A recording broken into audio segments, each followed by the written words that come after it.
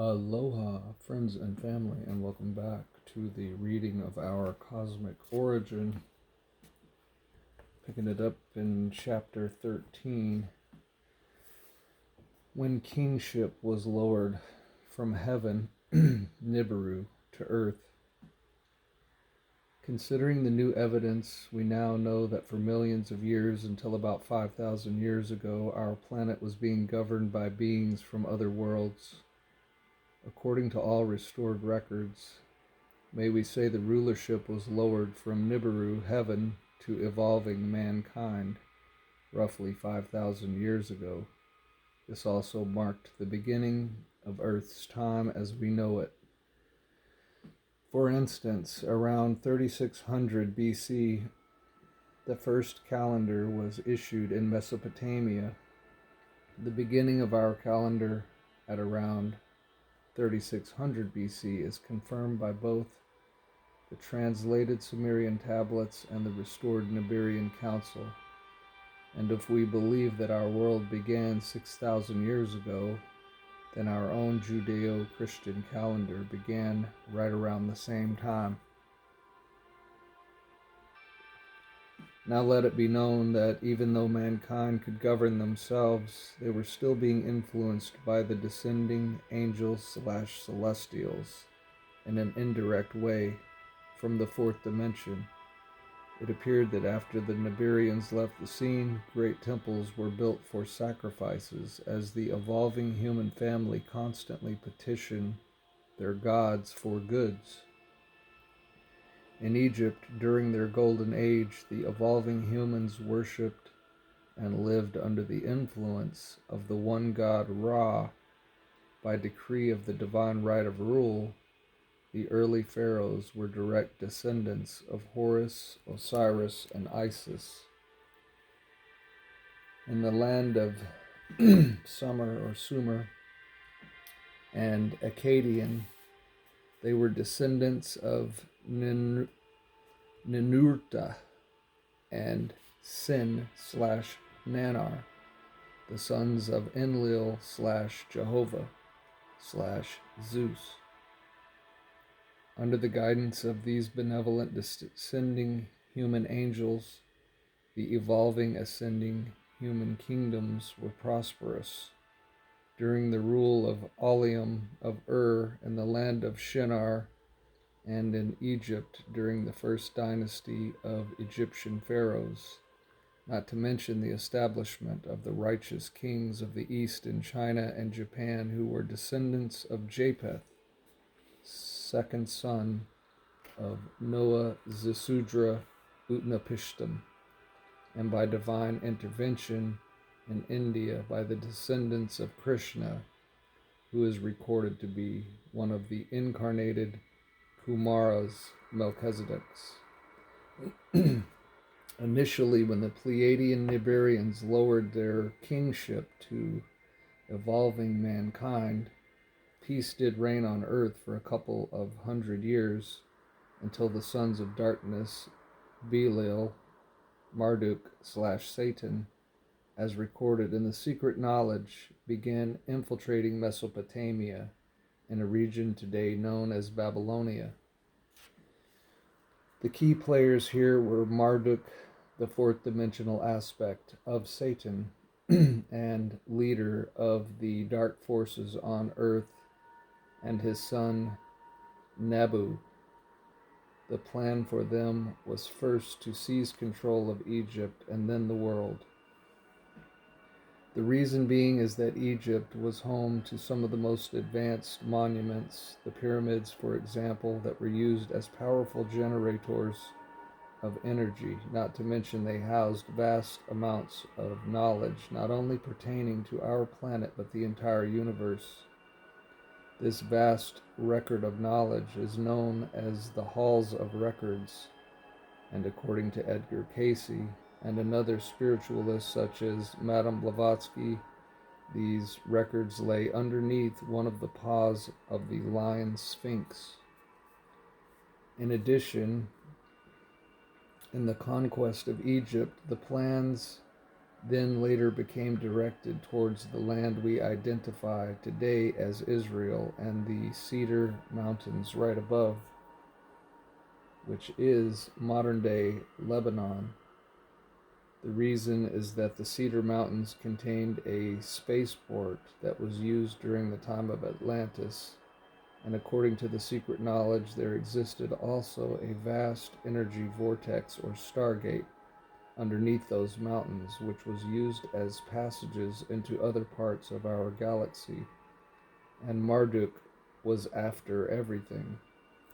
Also, part of the agenda for Marduk and his son Nabu was to retake the area known as Mount Moriah in Israel for the same reason as the previous two. These areas also contained old functioning spaceport and stargate that was used during the times of Atlantis. The initial intent by Marduk was made to usurp the throne in Egypt. This was, of course, a war brought on by the Babylonian god of war, Marduk, as this also became known as the Second Pyramidal War in prehistory. According to the restored knowledge, Marduk and his son Nabu accomplished this by deposing Thoth, Hermes, Enoch, and in the process ended up killing Dumuzi, the husband of the goddess, and Nana, the granddaughter of Enlil, Zeus, Jehovah. While succeeding in overthrowing Thoth and for killing Dumuzi, Marduk was later imprisoned by a decision made by the Council of the Gods, Nibiruans. As for Thoth, it was revealed that he went to America to reestablish what later became known as the greatest civilization ever, the Mayan culture, which flourished peacefully for about 500 years in the regions we know today as southern Mexico and Central America. Back in Egypt, after being imprisoned for a while, Marduk eventually was freed and returned to Babylonia to continue his dark agenda, as his time to rule was coming soon, based on his astrological sign of Aries. Therefore, let it be understood that Marduk was considered to be the fourth dimensional aspect of Satan, who managed to establish among the evolving humans his own wicked bloodline that would go on in becoming the rival of the righteous bloodline of divine benevolent priest kings. This Mardukian corrupt bloodline of tyrannical kings that originated with Marduk was a hybrid between an evolving human woman and his son Nabu, who was also considered a Dracon reptilian, carrying a higher concentration than Marduk. This hybrid mixture is what once again activated the reptilian brain, or what is commonly known as the R-complex in science, after the flood, becoming another attempt by the dark side to contaminate the pure celestial bloodline of Enlil, Zeus, Jehovah that would eventually give us Jesus. This explains why the early Israelites were prohibited from mixing with any other descendants, especially the Canaanites, who were heavy carriers of reptilian genetics. As we know, Marduk was 70% reptilian and his son Nabu was 100% because his mother Damkina was also a descendant of the royal house of Alm, the reptilian royal seed that originated in the Regal star system of Orion, as described earlier in our galactic history.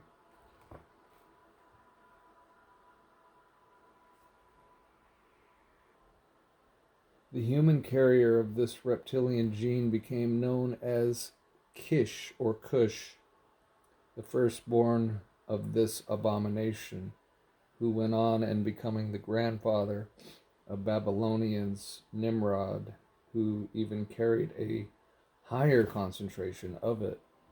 For the record, Kish came from the line of Ham, the sorcerer and third son of Noah, who went astray as described in the Bible. As excuse me. As the real story goes, Ham is endeavoring to rule over his righteous brothers, Shem and Japheth, conjured up Nabu to impregnate an evolving human female, thus giving birth to a reptilian-human hybrid. This act contaminated our world with the serpent gene once again through the seed of Ham, Kish, Nimrod. The time period was around 3400 BC, and their diabolical project was the Tower of Babel.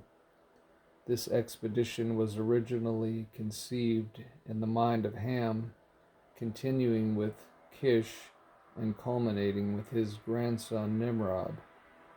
Babylonia had become now the new cradle of power for the Dark Brotherhood that was being controlled by the fourth density, extraterrestrial, demonic Marduk. Except to the Babylonians, he was known as the god Belial, or Baal, to whom they erected temples to and worshipped. Contrary to the dark activities of the Babylonians, by 3400 BCE, well within the era of the rise of the new dynasties, the kings of Egypt, Sumer, Akkadian, and Assyria were led and guided by Ninurta, Adad/Sin, Nanar, and Ashur, all sons of the righteous descending celestial Enlil/Zeus Jehovah. Or I'm sorry, not Jehovah. Javova. Though Egypt's line of righteousness came from Enki and Ninhursag through their descendants Osiris and his sister Isis, both lines ruled righteously, attempting to establish a commonwealth gearing towards spiritual evolution, following in the ways of the one creator, monotheism. At this point, it is important to consider the many correlations between the Sumerian god Enlil and the Old Testament tribal god Jehovah, Yahweh, also known as El Elyon, El Shaddai, and Zeus to the ancient Greeks. After all, it was revealed by the Nibiru Council that Enlil was a full Lyran Syrian Pleiadian celestial humanoid, transferring a pure genetic divine line through his 6 sons and daughters. Therefore, the sons of Enlil were the pure line of the descending Lyran Syrian Pleiadian celestial humanoid seed, which translated as the early Hebrew clan. This would make perfect sense, since according to Scripture, the early Israelites were not allowed to intermix with the other surrounding clans, such as the Canaanites. This was done in order to preserve as much of their divine stock that was being threatened by the spread of reptilian genetics in Babylon through the Canaanites, Amalekites, and other ites. How about parasites? In the Bible, it was concealed under the idea that the other clans had blemishes and were unclean, but with more actual knowledge of things, we may conclude that Marduk/Satan has always attempted to contaminate the bloodline that led to Jesus. The kings that were in the line of Enlil, Jehovah, Yahweh were taught the mysteries by Enlil's sons as they were led by righteousness. Something to notice is that it was around this time Enlil, Jehovah, Zeus began sharing the higher divine celestial knowledge with his chosen people, early Hebrews, first through the oral tradition, then through the Kabbalah, which was composed by Moses, because due to the contamination of the serpent seed in Babylonia, the higher knowledge, or what is called today the esoteric secret tradition, was preserved and taught to the line of what became known as the succession of righteous priest kings. These were the kings that came from the line of Aliam and Horus. However, the lesser mysteries, or what they called the exoteric interpretation of knowledge, was taught to the masses, which were then spiritually immature due to the influence of the false idolatrous religious systems of Babylonia. Before the influence of Babylon, the righteous communities who were educated by the mystery schools were flourishing and expanding in the arts, science, astrology, mathematics, architecture, metallurgy, and meditation. This higher education caused people to awake to their higher potential, and everyone in those communities would therefore contribute their individual skill towards the greater whole of humanity. In fact, the entire community under these righteous, benevolent rulers rested firmly on the belief in the one God, in the sense that the universe, or may we say the multiverse, is one. That was and is the original program, Israel, that became established with Abraham and his descendants. During this time period, the righteous priest kings had 12 advisors, setting up their councils like their benevolent watchers, establishing the Council of 12 in our world. This is the same tradition that was later continued with King David, Solomon, and later through the Druids and King Arthur of the courts of Wessex. As a result of such justice, love, knowledge, and righteousness, the evolving human race had almost reached full celestial status. They were slowly becoming like their descending celestial progenitors. It was reported by the higher intelligence that from the time period of Aliam's reign to about almost 300 years, there was peace on earth, and because of the success in implementing the right knowledge and higher values, the evolving humans. Huh. What do you know? The evolving humans needed to throw a commercial in the middle of stuff.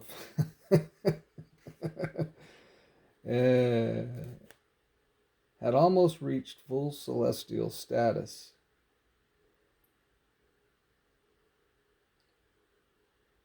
And so they were slowly becoming like their descending celestial progenitors. It was reported by the higher intelligence that from the time period of Aliam's reign to about almost 300 years, there was peace on earth, and because of the success in implementing the right knowledge and higher values, the evolving humans activated other strands of DNA and were becoming telepathic as they once were during the times of Atlantis. This means that the people during those days were obviously using more than 10% of their entire genetic potential. Telepathy is a spiritual universal language of communication from mind to mind without the barriers of words or sounds. These were the days prior to the Tower of Babel, where people from all over the world were united under one understanding. In biblical terms, these were the times right before the languages were confused and the division of Earth's people. Unfortunately, this peaceful era came to an end with the rise of our history's first Babylonian Empire. The Babylonian Empire came about through the reptilian-human hybrids led by Marduk, setting themselves up in Babylonia to continue what Marduk couldn't accomplish in Atlantis and later in Egypt. Something to note here is that every war that has been fought since the days of Atlantis has been wars fought by the Dark Brotherhood to justify the ends they couldn't accomplish in Atlantis. Fortunately, however, because this world is completely under our Creator's care, the forces of light have never given up and have always fought the Dark Brotherhood of Marduk, Baal, Satan. They have been the resistance waging a war against the forces of darkness. And as we know now, this righteous movement originated in Atlantis with the Osirian groups, as well as through the children of Enlil, Jehovah, Zeus, and also with the establishment of the networks of Shambhala, Agartha, and Telos, the inner earth movements that remain loyal to the ancient order of Melchizedek. I hope he covers the sacrifice aspect somewhere in here. I'm sure he probably will. I hope he does, because if Jehovah was a good character, then why would it kind of command that humans bring animals and kill them on altars and stuff? To me, that doesn't sound like that's in any way good or helpful to mankind. So hopefully he covers that. We'll find out, I guess.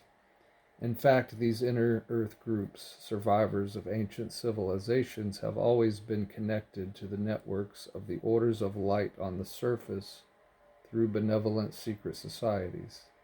In turn, the entire Brotherhood of Light on the surface is also connected to the Galactic Command, Space Brotherhood / Sisterhood, through the Ashtar Command, our solar system's airborne division of the Great White Brotherhood Sisterhood, and higher celestial forces, which are all overseen by and work under the direction of Lord Michael. As for the forces of darkness, their influence remains prevalent only on the surface, since they were curtailed from the higher dimensions, and in some cases, some were also confined to the inner earth. Some even believe that within the underground networks of Agartha, there could have been some negative extraterrestrials, or demons, that might have also been pulling strings. Nonetheless, we have witnessed periods and moments that were sponsored by the forces of light, that is to say, moments of peace, sisterhood, and brotherhood, and prosperity, which only lasted until the cloak of the Illuminati was put on by Nimrod around 3400 BC. A few things occurred. One was that the Babylonians under Marduk and Baal had developed a high level of technological capacity at the expense of spirituality, as in the case of Atlantis before its decline. Secondly, since Nimrod carried the highest concentration of reptilian genetics as a descendant of Kish, he had been given special education into the arts of black magic and sorcery by the brotherhood of his forebears. He was considered the son of Marduk and Nabu, or is, as in mythology, the son of Bilel or Baal, who the Babylonians worshipped as their supreme god. As the suppressed story goes, Marduk, through his early son Nimrod, had convinced the Babylonians that their god was superior to the other gods of the pantheon. To prove this, Nimrod had to become his mediator, and since Nimrod exceeded all his forefathers before him in the arts of necromancy, was therefore given advanced technology by the Dracon ETs on the fourth dimension. Apparently, Marduk saw in Nimrod the potential to fulfill his mother's plans, Draman, the Serpent Queen, of secretly establishing world domination. Since Marduk was a fourth dimensional being, an Anunnaki of almost pure draconian descent, he used his established earthly third dimensional bloodline to operate his diabolical plans, thereby using his grandson and human hybrid Nimrod as his tool on the third dimension. Nimrod was taught some of the deepest secrets, including the fact that we were not alone in the universe. However, Nimrod had become a mighty man when he implemented the advanced science and techniques of activating his light body as revealed to him by Marduk Baal. By doing so, Nimrod's Kundalini energy fired up, causing him to become a fully functional superhuman, possessing the same capabilities as the descending celestial watchers. This made him a mighty man among man, as recorded in all ancient accounts. Consequently, this super genius developed a launching pad, spaceport, which was camouflaged, symbolized in the Bible as a vertical tower. He created a Shem for his people as he discovered the ability to develop flight UFO tech 5,000 years ago, so that they may reach the home of the celestial humans, Nibiru, and make a name for themselves. Therefore, by establishing his own spaceport launching pad in Babylon, the Tower of Babel, he was setting himself up as ruler of the entire third dimensional world. His plan was to bring his technology, or spaceships, and many others to the rest of the ascending, evolving humans so that they may incline towards technological development rather than spiritual growth, as is the case of Atlantis. However, the stipulation was that after everyone became introduced to such advanced technologies, Nimrod would be crowned king of the four corners. This would be a victory for Marduk and his forces, making Marduk the supreme god of the fourth dimensional pantheon, overthrowing the rule of his uncle Enlil Jehovah Zeus, who ruled on behalf of his father, Commander Anu, head of the Nibirian Council, the battle-star planet of the Pleiadian Federation Star League operating within the Syrian High Council. Apparently, this would have been a two-way victory by the dark forces if the Babylonians would have accomplished their spaceport through the Tower of Babel. The good news is that they failed because, as in the case of Atlantis, this world was never meant to be under a totalitarian system of tyranny. Second, because if the ascending, evolving human race had leaned towards superior technological development before reaching spiritual maturity, then they would have repeated what had happened in Atlantis, and program Israel, which means to bring heaven to earth, would have been aborted again. However, this wasn't the case because Enlil Jehovah Zeus, as supreme chief of the Earth Anunnaki Council, the pantheon of the celestial humans, decided to thwart the plan as he did in Atlantis. As explained in the Bible, the Lord Jehovah Enlil Zeus struck the tower down by divine intervention. Enlil Jehovah decided also to confuse man's language so that they may not understand each other. Well, considering today's restored knowledge, this makes perfect sense.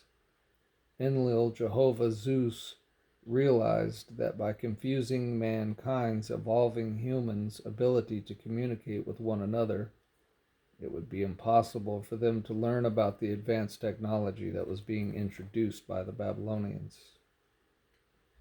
According to the higher intelligence, it was decided by the Nibiru Council, led by Enlil Jehovah, to disconnect some of the developing strands of DNA so that the ascending humans may lose their ability to communicate telepathically.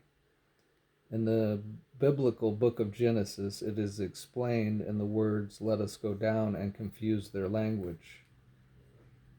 This happened when the Pleiadian Nibiruans disconnected all strands with the exception of two, downgrading the evolving humans to the use of only their left brain again, which compelled them to develop their own language with actual words and sounds, making them incapable of understanding each other telepathically. In other words, the right brain and pineal gland are only fully functional when more than two strands of DNA are operating. Apparently, it is obvious that the more genetic material we use, we become more spiritually divine, which is multidimensional. This information has been confirmed by the higher intelligence. The importance of such an act could be understood when one considers the fact that overall, no matter what happens, there is a reason for everything that happens. Many scholars in the esoteric realm believe that, according to the astrological sign of the bull, it was time for Enlil Jehovah Zeus to rule during 3400 BC, not Marduk. Nevertheless, Marduk didn't give up, for now he had an established bloodline, the abomination of the earth. According to the astrological signs of the heavens, Marduk's time to rule would begin at the age of the Ram or Aries in 2024 BC. So from about 3100 BC to about 2100 BC, peace did reign on earth again, and even though the evolving ascending humans were not as spiritually developed as they were before the tower incident, they all, for the most part, lived in harmony with one another, starting from scratch again without any technology. Eventually, great exchanges and commerce became established again in the regions of Mesopotamia, the Indus Valley, India, and China. So from about 3100 BC to about 2100 BCE, everything was running smooth regardless of the differences. This alluded to the fact that the age of the bull was ruled by the descendants of the benevolent celestial humanoids of the Osirian line in Egypt and the Enlil Jehovah Zeus line in Mesopotamia. Then, as the age of the bull, Enlil Jehovah Zeus, came to an end in 2024 BC, tension began to set in between the different regions as the time of Aries/War Marduk was coming. As mentioned, even though the rule was given over to ascending, evolving man since around 3600 BC, the descending fourth dimensional watchers in which the humans built their sacred temples to were still influencing events from the higher fourth dimension of the earth plane and through their secret societies. In India, it was the children of the descending celestial human guardian Indra. In of Mesopotamia, it was the children of Enlil Jehovah Zeus. In Egypt, it was the children of Osiris. In the region we know today as Ireland and England, the descending celestial humanoid Odin ruled his council of 12. Each region was ruled and overseen by a descending celestial humanoid guardian that ruled in favor of the one unseen god of Melchizedek, and the Order of Michael, or the Royal House of Avon. This was the establishment of the Great Council of 12 that produced the best commonwealths since the days of Isis and Osiris, following the fall of Atlantis. It was this concept of righteousness and just administration that inspired Plato to later write the Republic to inspire future generations of governments. For the record, the ancient mythological deities were not a myth, nor were they gods, including Marduk. They were descending sons, daughters, and grandchildren of the great Nibirian celestial humanoid overlord and commander of the Nibirian Council, who inserted the rule of the Council of 12 for his children to follow. Unfortunately, this prosperous age of the bull ended with the rise of the age of the ram, Aries. The year was 2024 BCE. Marduk knew his time had come. However, it came with a price. The plan for the dark forces under the direction of the fourth-dimensional Marduk Baal Satan, the Babylonian deity, was to seize control of the spaceports and stargates,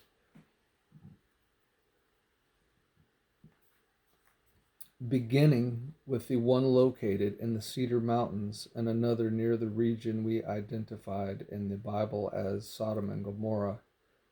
This is also the time that the biblical Abraham came into the picture, as he became the most important figure for the forces of light and the events that shaped the history of the world since then.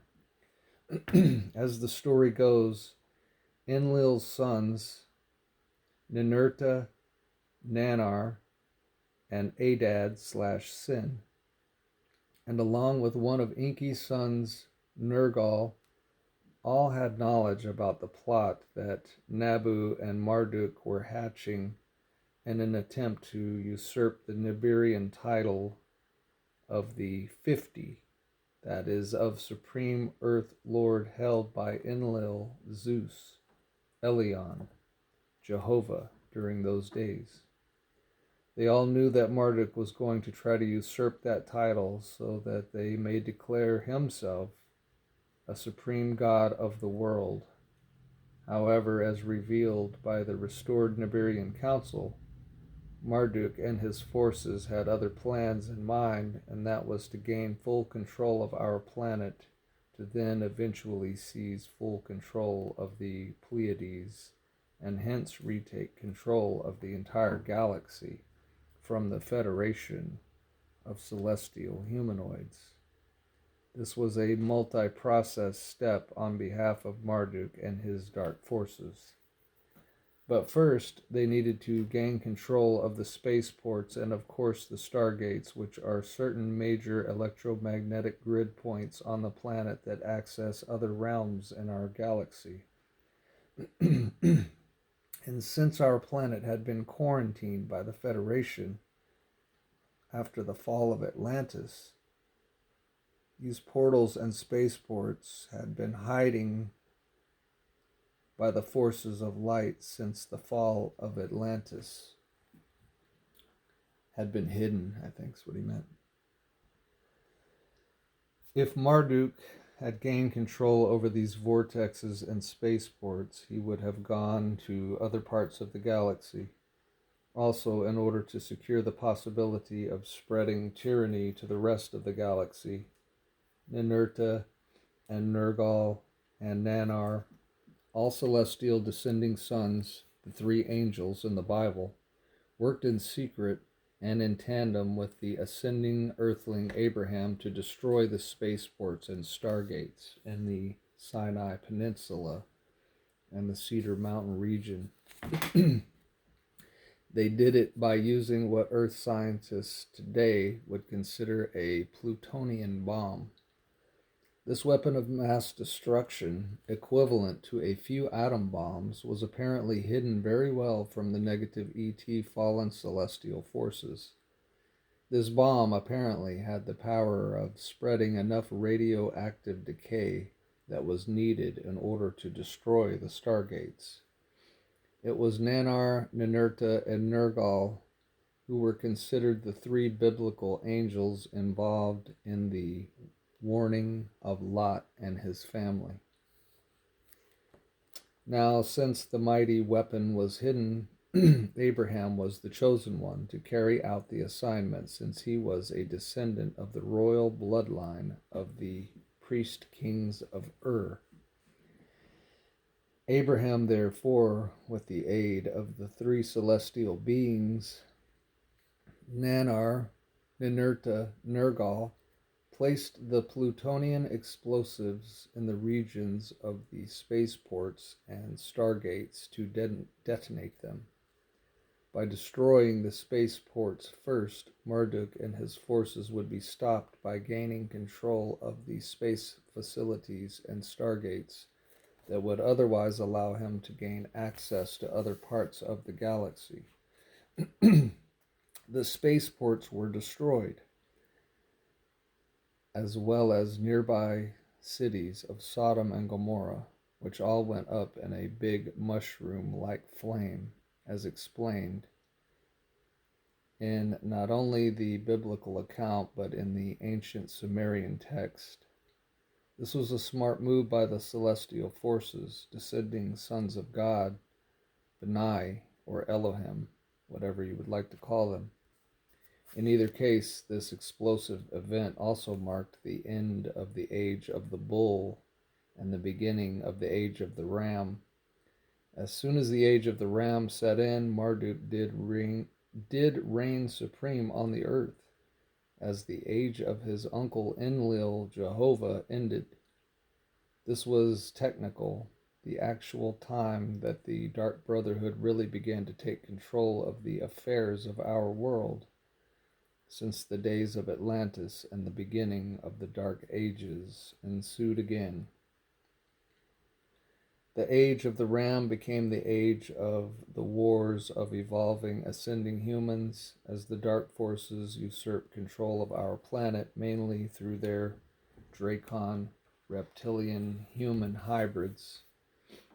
This dark age was the beginning of dominance of the Ham, Kish, Nimrod bloodline, which issued the era of the empires.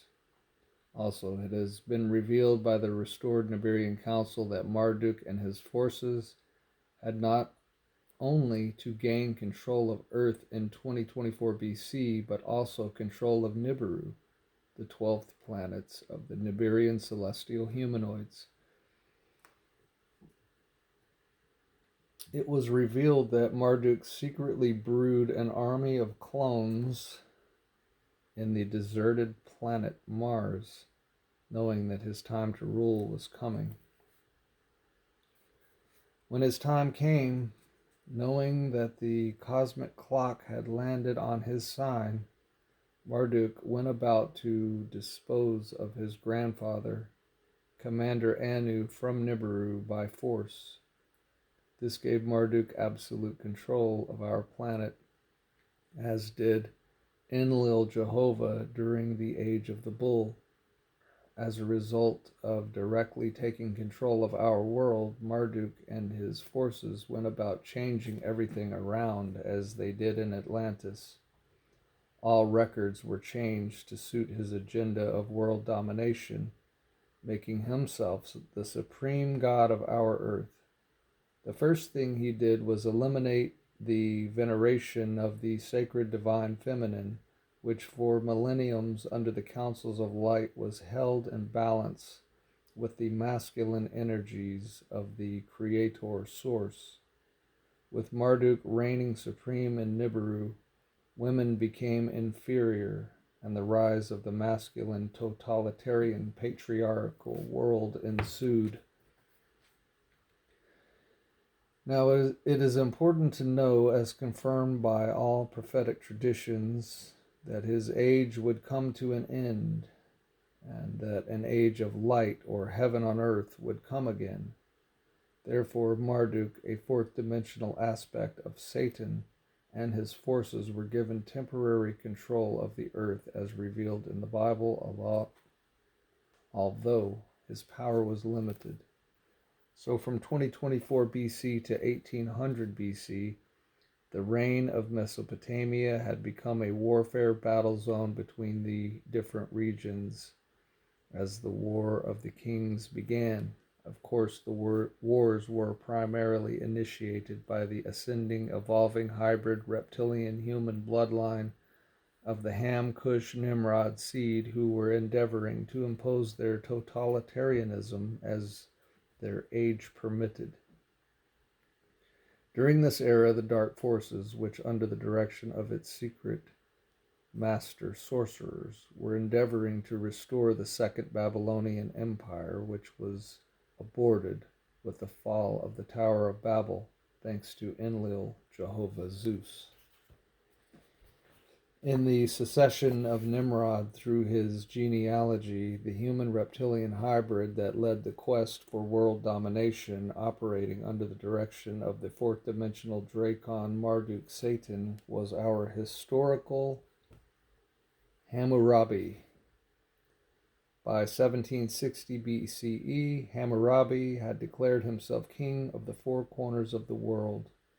Unlike Nimrod, his predecessor, Hammurabi was not as powerful, as he wasn't a demigod. He obviously carried in his DNA the urge for power. However, thanks to the forces of light who opposed the empire with the help of their benevolent watchers who never left the scene, the Earth allies, ascending human descendants, and followers of Enlil, Jehovah, and Horus remained behind for three primary reasons. The first and most important was to oppose the rise of the Babylonian Brotherhood.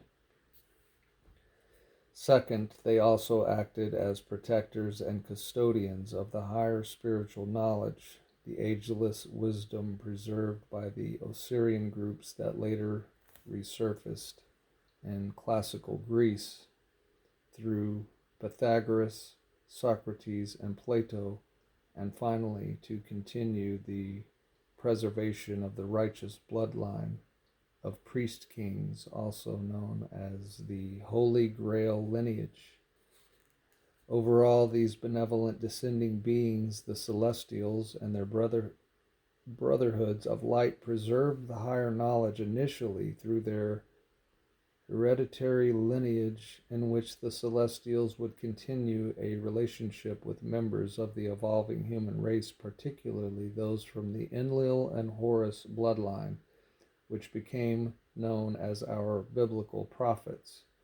For example, in the West, this covenant was established as the God-Men partnership.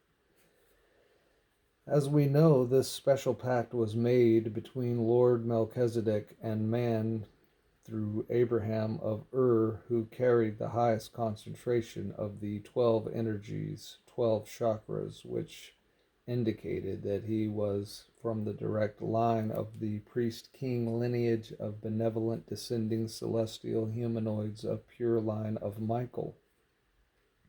Some believe Abraham could have been both a descendant of Enlil, Jehovah, and Horus through the Osirian Enki lineage, uniting both dynasties as the Ananda line here on earth.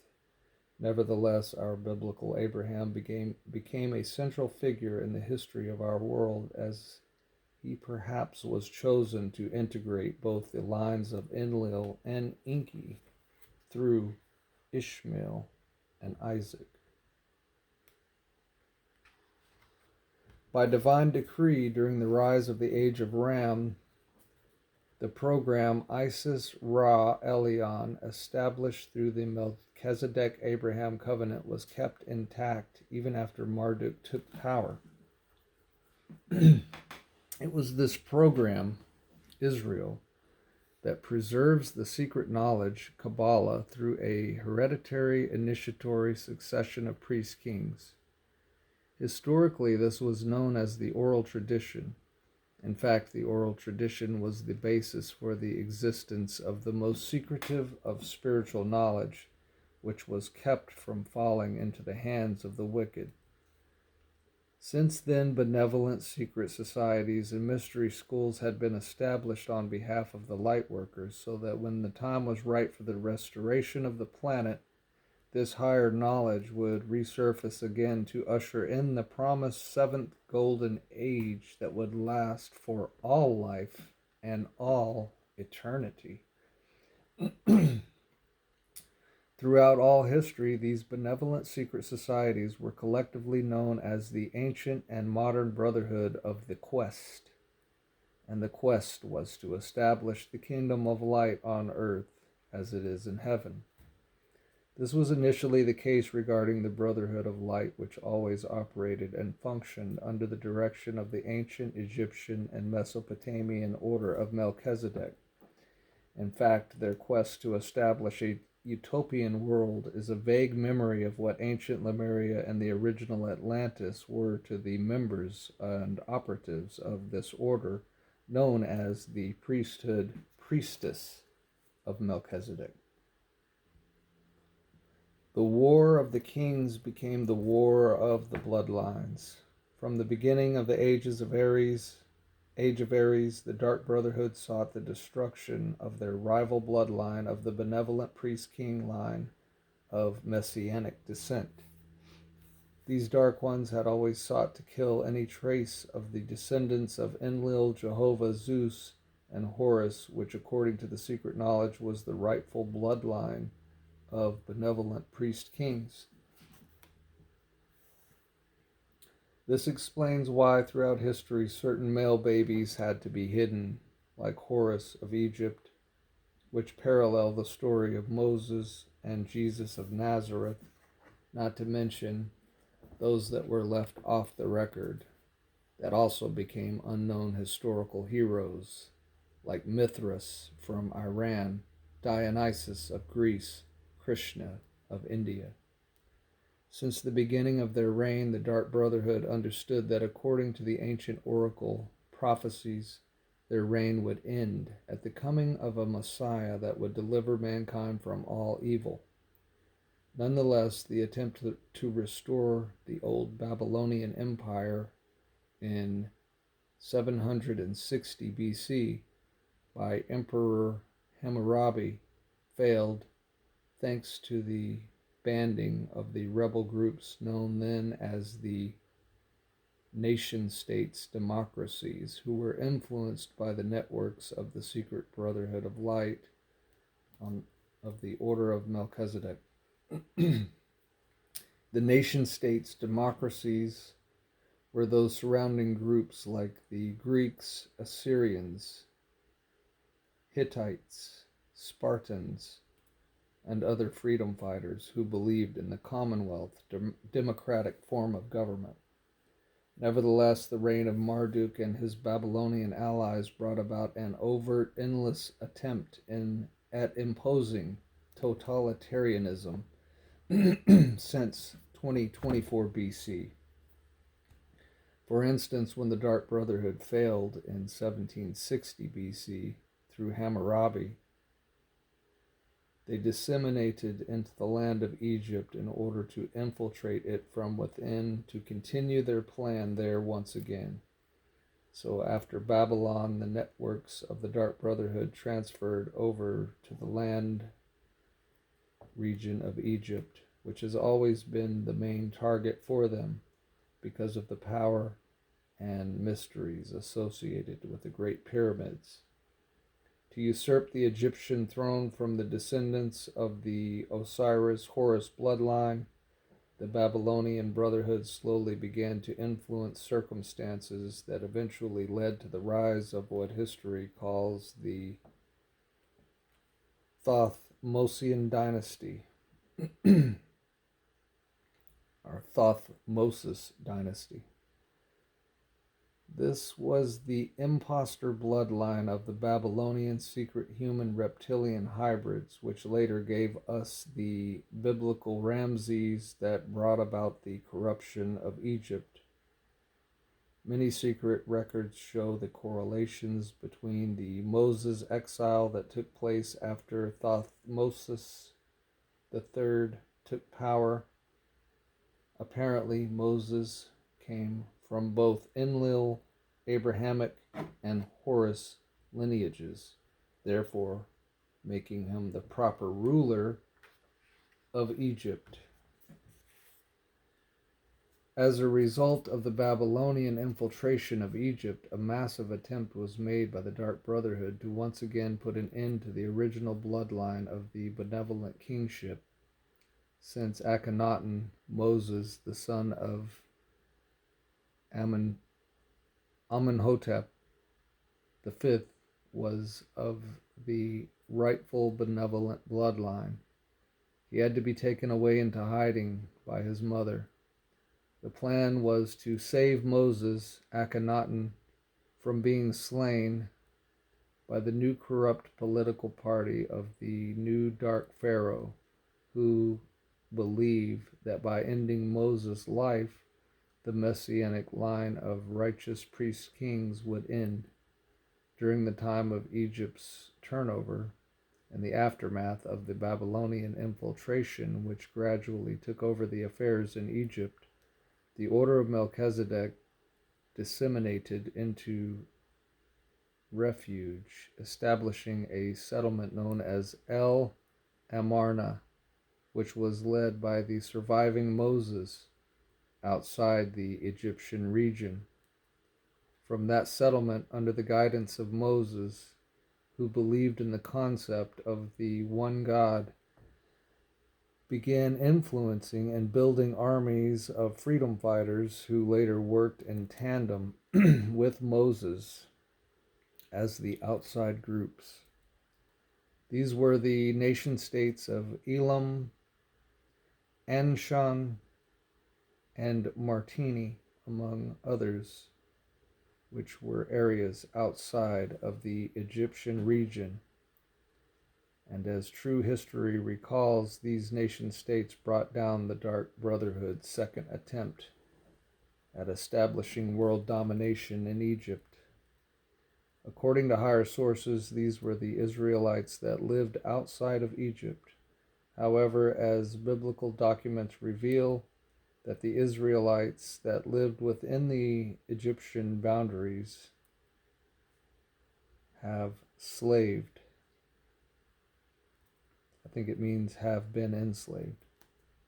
This sounds like the galactic scenario that took place when the Orion physical humanoids were enslaved by the Orion Draconian in the aftermath of our galaxy's first galactic battle.